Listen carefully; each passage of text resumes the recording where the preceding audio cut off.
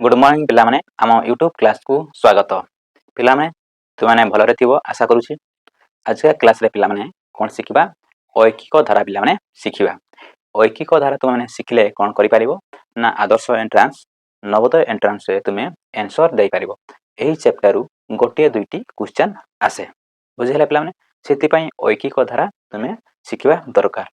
ऐकिक धारा शिखिबा पूर्वरु आउ दुईटी निहाती शिखिबा दरकार। कोन रहिछि ताहा कोन ना हरण गुण तुमने प्रथमे शिखिबा दरकार। कोन हरण हरण और गुणन गुणन पिला एई दुईटी जिंस तुमको शिखिबाकू पड़िबो। आशा करबी समस्ते गुणन हरण शिखिच। जदि पिला माने वर्तमान चलो ऐकिक धारा कोन ताहा हमें बुझिबा एग्जांपल माध्यम रे पिला माने समस्ते पिला माने लेखो कोन ना खाता रे ऐकिक धारा कोन लेखिबो पिला माने ऐकिक धारा पिला माने लेखो। ऐकिक धारा पिला माने आजिका क्लास रे शिखिबा बुझिला। आउ वीडियोटी शेयर करिया पई भूलिबो नाही। समस्त को पिला माने सांग मानक सहित वीडियो को शेयर करो ता सहित सब्सक्राइब बटन को क्लिक करो। समस्त सब्सक्राइब करा को अनुरोध काहे कि ना तुमे सब्सक्राइब करले हमकु भलो लागिबो ना पिला माने हमकु पसंद करूछंती हैला। चलो वर्तमान समस्त लेखो खाता रे ऐकिक धारा लेखिलो। पिला माने ऐकिक शब्द केउ शब्द रु आसीची निहाती तुमे जानिबा दरकार। लेख पिला माने एकक एकक शब्द रु पिला माने एकक शब्द रु पिला माने ऐकिक शब्दर सृष्टि होइछि ना सृष्टि होइछि। कोउते सृष्टि होइछि ना एकक शब्द रु ऐकिक शब्दर सृष्टि होइछि पिला माने। जानिलो पिला माने ऐकिक शब्द केउठारु सृष्टि होइछि समस्त जानि परलो। वर्तमान गुटे एग्जांपल देबी। एग्जांपल देई सरला परे ऐकिक धारार पॉइंट को तुमको लिखि देबी। हेले तुमे कोन करि पारिबो ना मने रखि पारिबो। समस्त गुटे एग्जांपल को देखो केमिति करा होछि एग्जांपल हैला। देखो पिला माने गुटे एग्जांपल हमें गुटे छोटो एग्जांपल में छोटी गुड़ी चित्र करिछु। देखो छोटी गुड़ी हैला। गुड़ी माने किस कोने पिला माने काइट बुझिला काइट छोटी गुड़ी। देखो गुड़ी देखिछो किए के पिला माने गुड़ी देखिनो कमेंट सेक्शन रे पिला माने तुमे कमेंट करिवो। एला गुड़ी बुझिला एला कोना गुड़ी।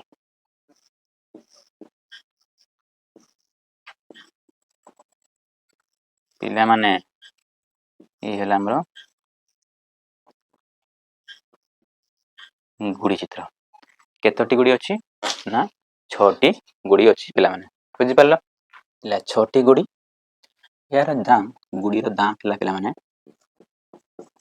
दाम पिला माने हैला 30 टंका टंका बुझिला पिला माने छोटी गुड़ी रो दाम हमरा 30 टंका। तुमको दुईटी गुड़ीर दाम पिला माने बाहर करिवो। दाम केते बुझिला पिला माने दुईटी गुड़ीर दाम केते पिला माने बाहर करिवो। दुईटी गुड़ी बुझिला पिला माने दुईटी यार दाम केते दाम पिला माने बाहर करिवो बुझिला। प्रथमे कोन करिवो ना छोटी गुड़ीर मूल्य को देखिबो केते अछि 30 टंका बुझिला। देखिलो छोटी गुड़ीर दाम हला 30 टंका 1 2 3 4 5 6 जानि पारलो। छोटी गुड़ीर मूल्य हला हमर 30 टंका बा दाम दिया हेछि 30 टंका। प्रथम हमें कोन करिबा ना गोटिए गुड़ीर दाम बाहर करया को पड़िबो। कोन ना गोटिए गुड़ीर दाम पिला माने बाहर करिबा पिला माने बुझिला कोन ना गोटिए गुड़ीर दाम बाहर करिबा। गोटिए गुड़ीर दाम हमें केमिति बाहर करिबा ना केते टंका ना 30 टंका कोन ना 30 टंका हरण कोन करिबा जेतोटी गुड़ी अछि संख्या केतोटी अछि ना छोटी गुड़ी अछि 6 ଦ୍ୱାରା ଆମେ ଭାଗ କରିବା ପିଲାମାନେ, ବୁଝିଲା? 6 ଦ୍ୱାରା ଆମେ ଭାଗ କରିବା। ବର୍ତ୍ତମାନ ପିଲାମାନେ ଭାଗ କର 30କୁ 6 ଦ୍ୱାରା, ମାନେ 30 ଟଙ୍କାକୁ 6 ଗୋଟି ଗୁଡ଼ି ଦ୍ୱାରା ତୁମେ ହରଣ କର। କ'ଣ କରିବ? 6 ପଞ୍ଚା 30 ପିଲାମାନେ, କେତେ ହେଲା? 6 ପଞ୍ଚା 30, କେତେ ବାହାରିଲା? ଭାଗଶଃ 0, ଭାଗଫଳ କେତେ ପିଲାମାନେ ବାହାରିଲା? 5। ଇଏ ହେଲା ଆମର ଗୋଟିଏ ଗୁଡ଼ିର ଦାମ ହେଲା ଆମର 5 ଟଙ୍କା। ଭାଗଫଳକୁ ଆମେ କ'ଣ କହିବା? ନା ଗୋଟିଏ ଗୁଡ଼ିର ଦାମ ହେଲା ଆମର 5 ଟଙ୍କା। ବୁଝିପାରିଲ ପିଲାମାନେ? ବୁଝିଲେ?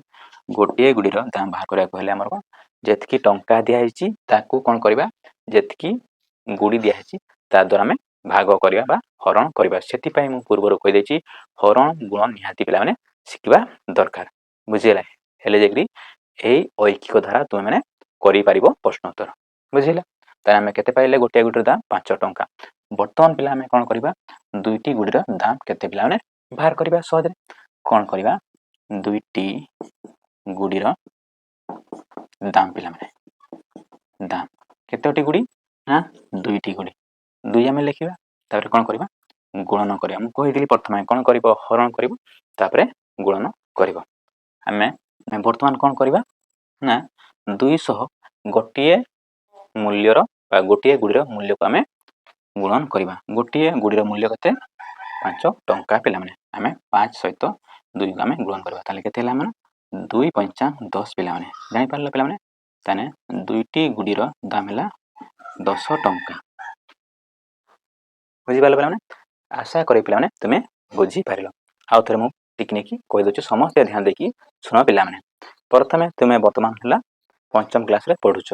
ତୁମର ବୟସ ହେଲା ଶିଖିବା ବୟସ। କିଛି ବ୍ୟସ୍ତ ହେବାର ନାହିଁ। ଆରାମସେ ପିଲାମାନେ ମୁଁ କହୁଛି ଧୀରେ ଧୀରେ ତୁମେ ଟିକିନିକି ବୁଝିପାରିବ। କ'ଣ କୁହାଗଲା? ନା 6 ଗୋଟି ଗୁଡ଼ି ଦିଆଯାଇଥିଲା। ସେଥିରେ ଆମେ କ'ଣ କରିବା? ପ୍ରଥମେ ଗୋଟିଏ ଗୁଡ଼ିର ମୂଲ୍ୟ ବାହାର କରିବା ବା ଦାମ ବାହାର କରିଲୁ। କେତେ ଗଲା? 5। ବର୍ତ୍ତମାନ ଆମକୁ ପ୍ରଶ୍ନ ଦେଇଛି ନା ଦୁଇଟି ଗୁଡ଼ିର ଦାମ କେତେ? ଆମେ କାଢ଼ିପାରିବା। କ'ଣ କରିବା? 2 ସହିତ ଗୋଟିଏ ଗୁଡ଼ିର ମୂଲ୍ୟକୁ ଗୁଣନ କରିବା। 2 ସହିତ ଆମେ ଗୋଟିଏ ଗୁଡ଼ିର ମୂଲ୍ୟକୁ ଆମେ ଗୁଣନ କଲେ କେତେ ହେଲା?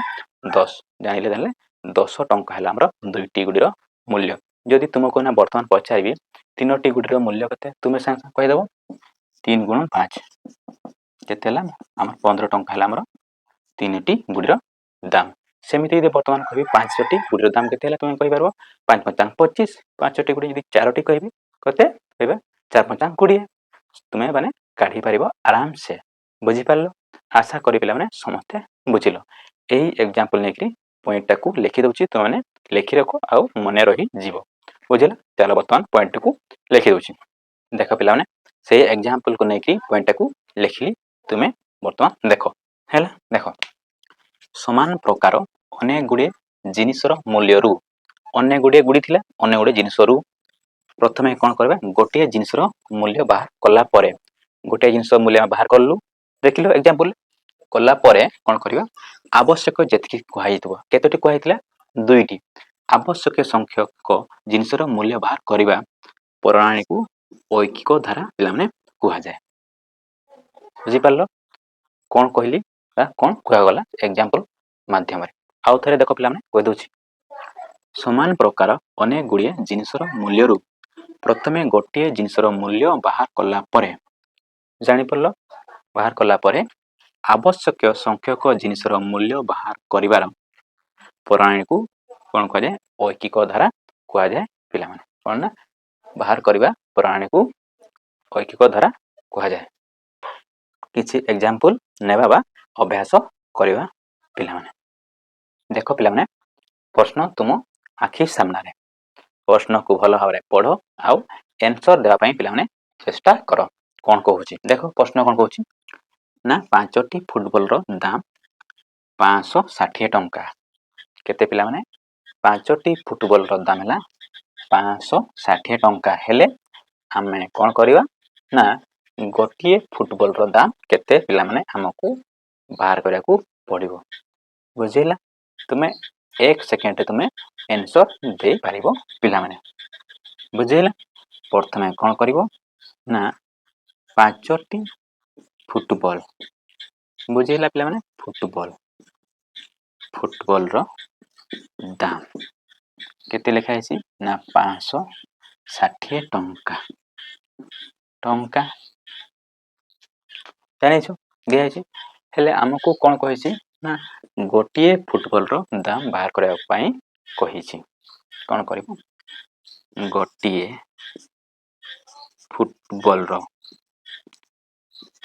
रो दाम केते पिला बुझिला केते ना जानिछ ना कौन करवा जेतकी मूल्य दिखाई बा टंका दिखाई केते टंका दिखाई ना 560 टंका दिखाई 5टी फुटबॉल रो दाम कौन करवा जेते दाम दिखाई 5टी फुटबॉल रो दाम ताको हमें फुटबॉल द्वारा में भाग करवा पिला माने बुझिला फुटबॉल द्वारा में भाग करवा टंका फुटबॉल द्वारा में भाग करवा जानते पिला माने प्रथमे तुम्हें भाग करिवो टंका को फुटबॉल द्वारा फुटबॉल संख्या 5टी टंका संख्या हमर 560 5 1 5 हरण समस्त जानिछु पिला जदि जानिनो पिला माने तुम्हें कमेंट करिवो जे सर आमे हरण गुणन शिखे दियंतु ता मध्ये आमे क्लास रे शिखिबा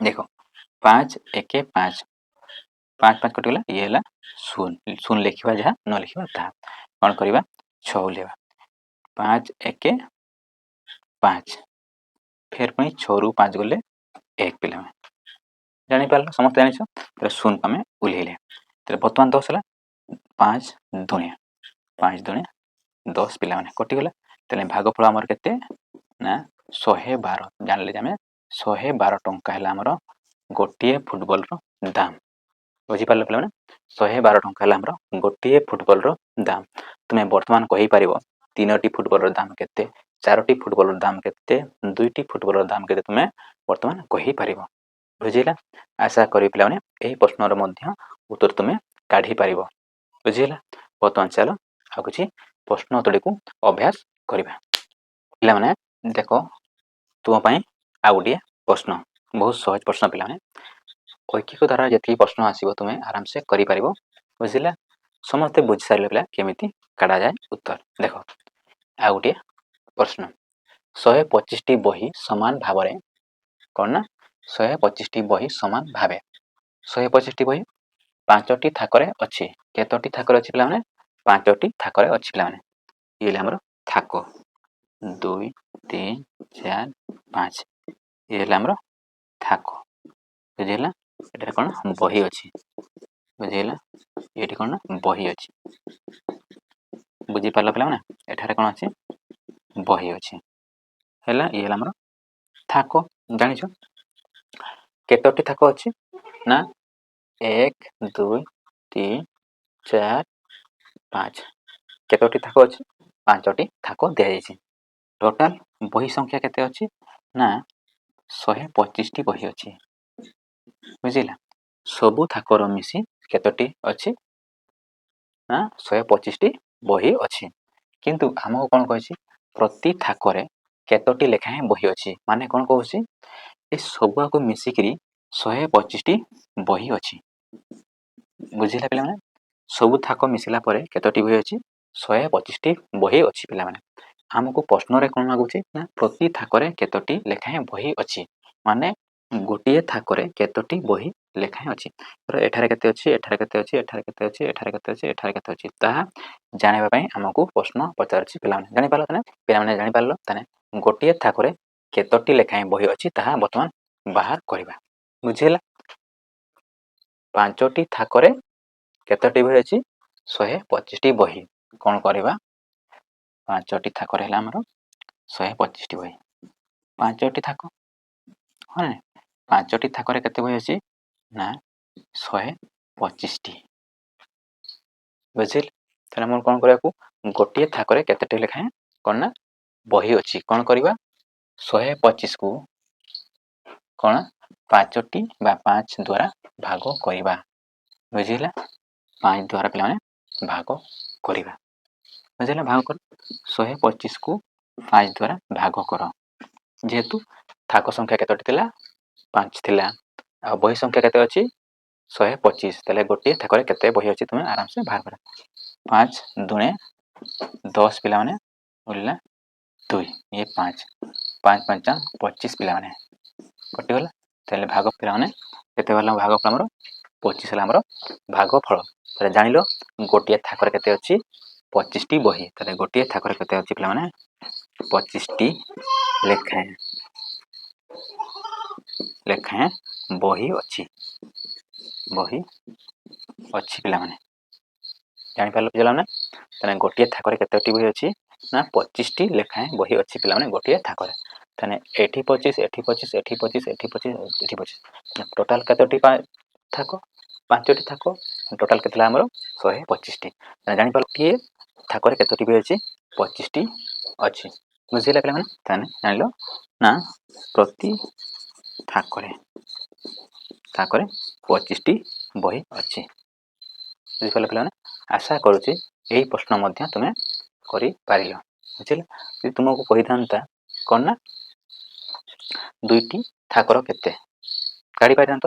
ଆମେ ଗୋଟିଏରୁ ଯେତେବେଳେ କାଢ଼ିଲେ 25 ବାହାରିଲା 2ଟିରୁ କେତେ ହେଲା 25 ଦୁଣେ 50। ଯଦି କହିଥାନ୍ତା 3ଟି ଥାକର କେତେ ହେବ 25 3 75 ଆରାମସେ ତୁମେ କାଢ଼ି ପାରିବ। ବୁଝିଲା। ତାହେଲେ ଏହି ପ୍ରଶ୍ନରେ ମଧ୍ୟ ତୁମେ ବୁଝିପାରିଲ। ବର୍ତ୍ତମାନ ଆଉ କିଛି ପ୍ରଶ୍ନ ନେବା। ଦେଖ ପିଲାମାନେ ପ୍ରଶ୍ନଟି ଭଲ ଭାବରେ ଲକ୍ଷ୍ୟ କର ହେଲା ଆଉ ବୁଝ ନା ବସ୍ଟିଏ 1 ଘଣ୍ଟାରେ 60 କିଲୋମିଟର ରାସ୍ତା ଯାଏ।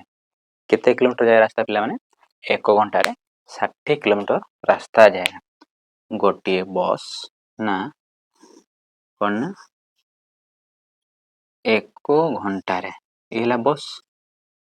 ବୁଝିଲେ ପିଲାମାନେ ଇଏ ହେଲା ବସ୍ କ'ଣ କରୁଛି ସେ 1 ଘଣ୍ଟାରେ। ବୁଝିଲେ ପିଲାମାନେ 1 ଘଣ୍ଟାରେ କ'ଣ ନା 60 କିଲୋମିଟର ରାସ୍ତା ଯାଏ। ବୁଝିଲା ପିଲାମାନେ କେତେ ଯାଏ 60 କିଲୋମିଟର। ବୁଝିଲା 1 ଘଣ୍ଟାରେ 60 କିଲୋମିଟର ରାସ୍ତା ଯାଏ ବସ୍ଟା ଗୋଟିଏ ଜାଣିଛ। କିନ୍ତୁ 15 ମିନିଟ୍ରେ ସେହି ବସ୍ଟି ତାହା କେତେ କିଲୋମିଟର ରାସ୍ତା ଯାଏ। ବୁଝିଲା। ତାହେଲେ 15 ମିନିଟ୍ରେ ସେଇ ବସ୍ଟି କେତେ ବାଟ ସିଏ ଯାଇପାରିବ। ବୁଝିଲା। ତାହେଲେ ପ୍ରଥମ କ'ଣ କରିବାକୁ ନା 1 ମିନିଟ୍ରେ କେତେ ବାଟ ଯାଉଛି ତାହା ପ୍ରଥମେ ବାହାର କରିବାକୁ ପଡ଼ିବ ପିଲାମାନେ। ଜାଣିଛ ପିଲାମାନେ 1 ଘଣ୍ଟା ସମାନ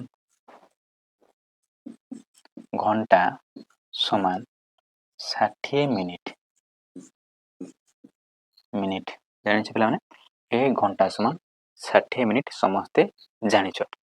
ତାହେଲେ କ'ଣ କରିବ ବସ୍ ଟିଏ 1 ମିନିଟ୍ରେ କ'ଣ ନା 1 ମିନିଟ୍ରେ କେତେ ବାଟ ସିଏ ଯିବ। 1 ମିନିଟ୍ରେ କେତେ ବାଟ ଯିବ ନା 60 ମିନିଟ୍ ହରଣ 60 କିଲୋମିଟର। ବୁଝିଲେ। କ'ଣ କରିବ ନା 60 ମିନିଟ୍କୁ 60 କିଲୋମିଟର ଦ୍ୱାରା ହରଣ କରିବ। କ'ଣ ନା 60 ମିନିଟ୍କୁ 60 କିଲୋମିଟର ଦ୍ୱାରା ହରଣ କଲେ କ'ଣ ମାରିବ ନା 1 ମିନିଟ୍ରେ କେତେ ବାଟ ରାସ୍ତା ଯାଉଛି ବସ୍ଟିଏ। ବୁଝିଗଲା। ଜାଣିଛ ପିଲାମାନେ 60କୁ ତୁମେ 60ରେ ହରଣ କଲେ କେତେ ହେବ 1 ନା ନାହିଁ 60 1 60। ତାହେଲେ କେତେ ଜାଣିଲ। ତାହେଲେ 1 ମିନିଟ୍ରେ 1 କିଲୋମିଟର ରାସ୍ତା ଯାଉଛି ପିଲାମାନେ। କେତେ ନା 1 କିଲୋମିଟର ରାସ୍ତା ଯାଏ ପିଲାମାନେ। ବୁଝିଲେ ପିଲାମାନେ। ଜାଣିପାରିଲ କ'ଣ ନା 1 ମିନିଟ୍ରେ 1 କିଲୋମିଟର ରାସ୍ତା ଯାଏ ବସ୍ଟିଏ। ଆମର ପ୍ରଶ୍ନ କ'ଣ କୁହାଯାଇଛି ନା 15 ମିନିଟ୍ରେ କେତେ କିଲୋମିଟର ଯିବ। ବୁଝିଲ 15 ମିନିଟ୍ରେ କେତେ କିଲୋମିଟର ଯିବ।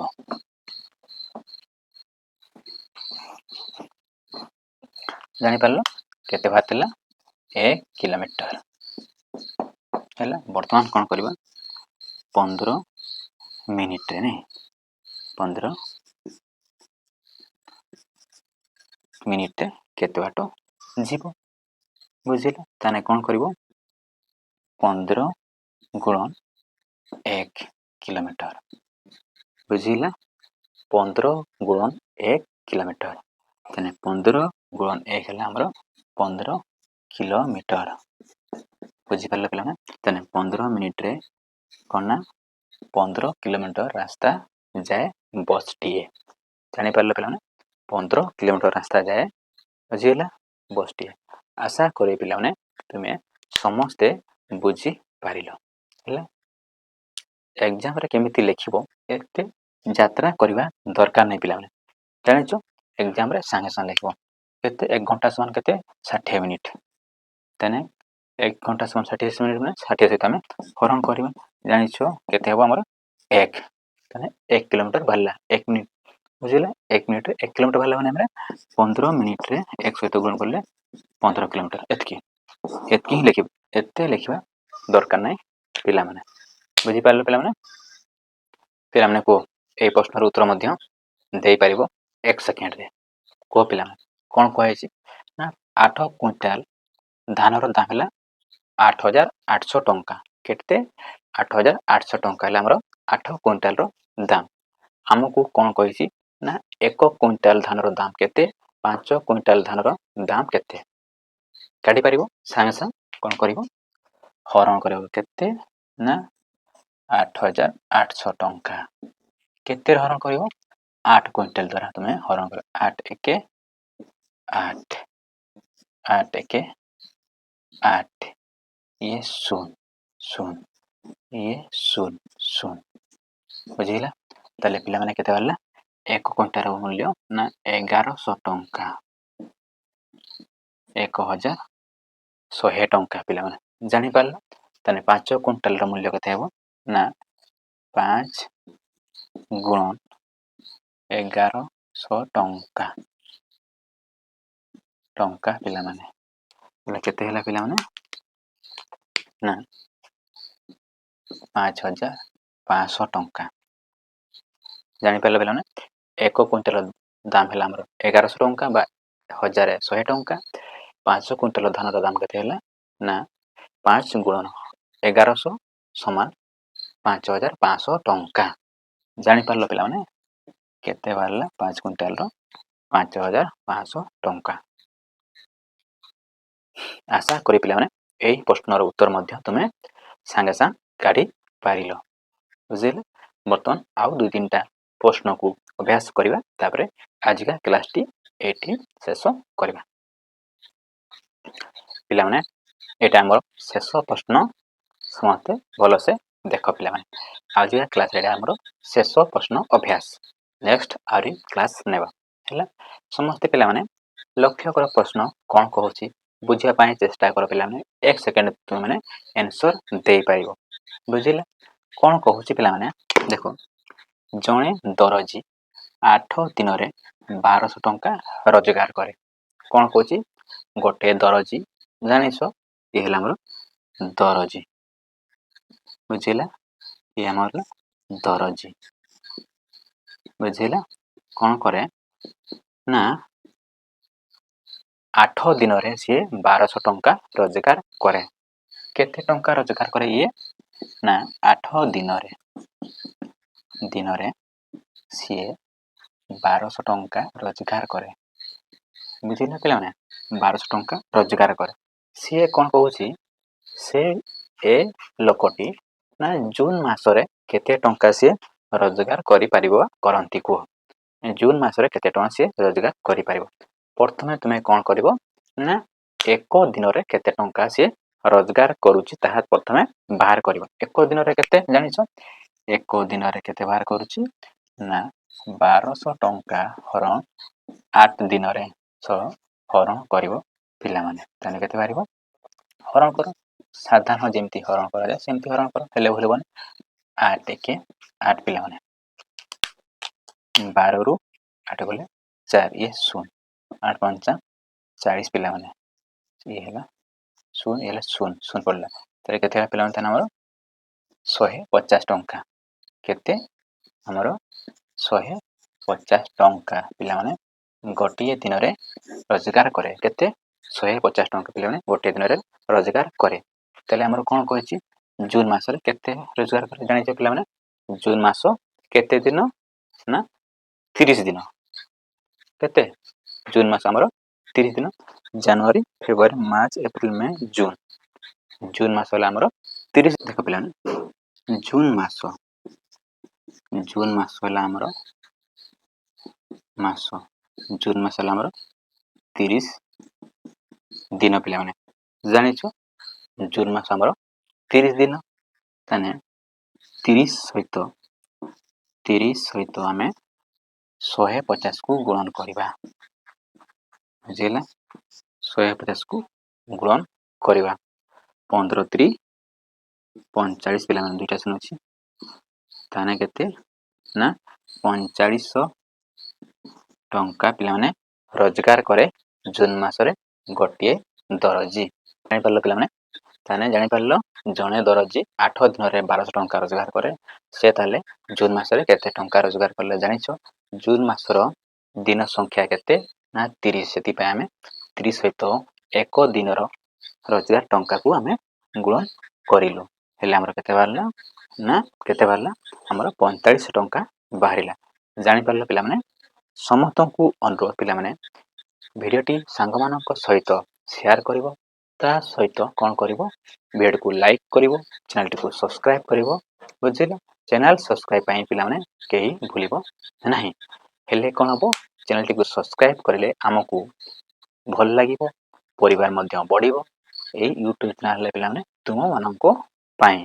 ବୁଝିଲେ ପିଲାମାନେ, ଆଶା କରିବି ପିଲାମାନେ ସମସ୍ତେ ଐକିକ ଧାରାକୁ ବୁଝିପାରିଲ, ଆଉ ମୁଁ ମଧ୍ୟ ତୁମକୁ ଏକ୍ଜାମ୍ପଲ ମାଧ୍ୟମରେ ତୁମକୁ ବୁଝେଇ ପାରିଲି।